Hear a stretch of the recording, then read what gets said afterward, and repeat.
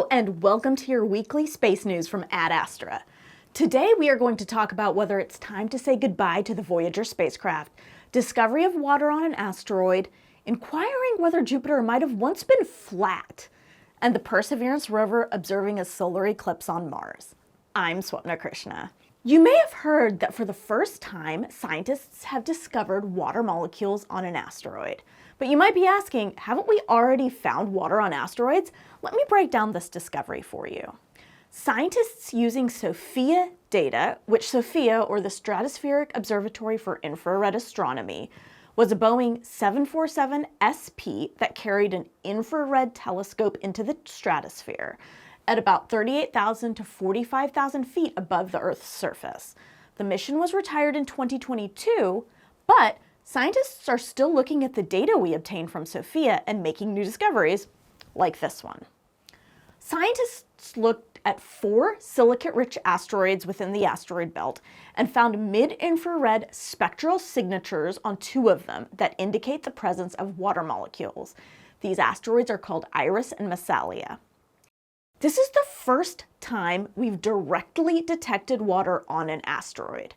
We found possible evidence of water before. Hydroxyls are molecules that contain oxygen and hydrogen atoms bonded together, OH, and they provide evidence that many asteroids once interacted with water.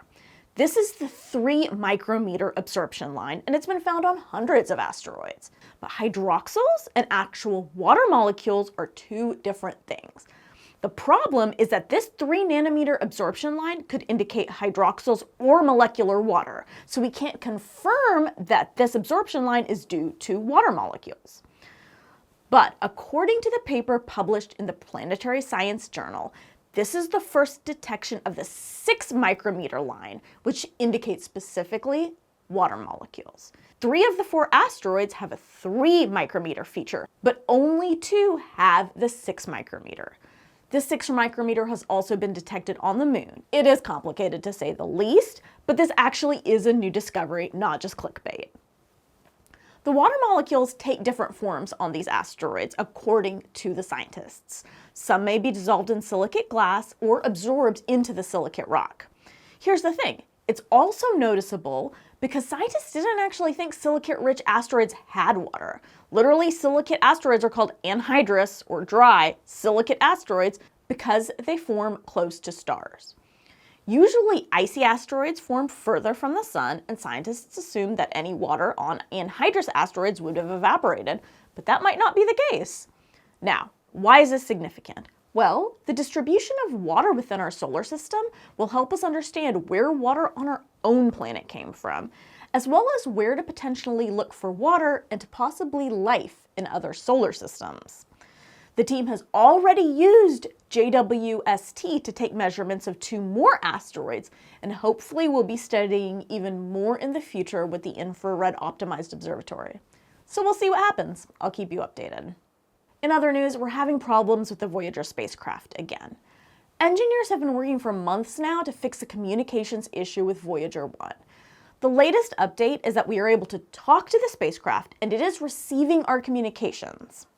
The original problem, which we learned about back in December, is that one of Voyager 1's 3 onboard computers, called the FDS, or Flight Data System, isn't talking to the subsystem called the TMU. That means we aren't getting any science or engineering data back from the spacecraft, because the FDS is designed to collect all the science data from the instruments, as well as information on the health of the spacecraft, combine it all into a neat little package, and transmit it back to Earth via the TMU. All of this is in binary code, so patterns of 0s and 1s. But for months, all we have been getting back from the TMU is a repeating 0-1 pattern. That tells scientists and engineers that the TMU might be stuck. You can imagine that makes it hard to troubleshoot issues, and it doesn't help that it takes 22.5 hours each way for communication because the spacecraft is about 15 billion miles away from us now, outside the solar system in interstellar space. That means any sort of inquiry or troubleshooting takes 45 hours. There have been a lot of false alarms about the impending doom of the Voyager spacecraft, but this might actually be the beginning of the end for Voyager 1. Suzanne Dodd, the project manager for Voyager at NASA JPL, told reporter Stephen Clark at Ars Technica that at this point it would be a miracle to get the spacecraft back. They're still trying, of course, and everyone is hopeful. But Voyager 1 is almost 50 years old, and the end will come at some point. Unless, of course, Voyager moves into its Voyager era. Let's move on to less depressing news. The Intuitive Machines lunar lander, called Odysseus, or ODI for short, launched Thursday morning aboard a SpaceX Falcon 9 rocket. The launch was delayed a day due to a propellant issue. The Nova C moonlander uses liquid methane and liquid oxygen, better known as methalox, as its fuel. Because these aren't as stable as other propellants and require cryo temperatures, they cannot be preloaded before the lander is loaded onto the rocket, which is usually how this goes. They have to be loaded as close to the launch as possible to prevent the fuel from boiling off. That means that propellant is loaded onto the Nova C lander at the same time it's loaded onto a rocket. That's a first. SpaceX actually had to modify its payload fairing on this Falcon 9 to allow for fueling on the launch pad.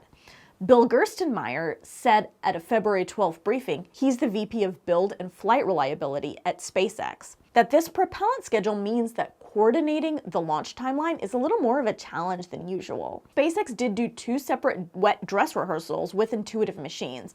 Those are basically a practice run of the countdown and loading propellant into the launch vehicle and lunar lander, because this is definitely a challenge. But in the early hours of February 14th, they called off the launch because of, and I quote, off nominal methane temperatures prior to stepping into the methane load. Basically, it means that the temperatures of the liquid methane were off in advance of fueling, so they delayed the launch. If you're wondering what the point is of using this kind of fuel if it's so finicky and hard to load, methalox does provide a lot of advantages. It's very efficient, inexpensive, easy to produce, and it's possible to create it on the moon or Mars with local resources. Okay, back to the IM-1 mission. It took off at 1:05 a.m. Eastern Time from Launch Complex 39A at Kennedy Space Center in Florida. It's part of NASA's eclipse program, which aims to partner with private companies to deliver payloads to the moon's surface. SpaceX did confirm successful deployment of the lander Odysseus. Over the next week, ODI will make a few small attitude adjustments as it orients itself towards the moon. Its TLO, or translunar orbit trajectory, will take the spacecraft to the far side of the moon before it heads towards the Malapert A crater near the lunar south pole.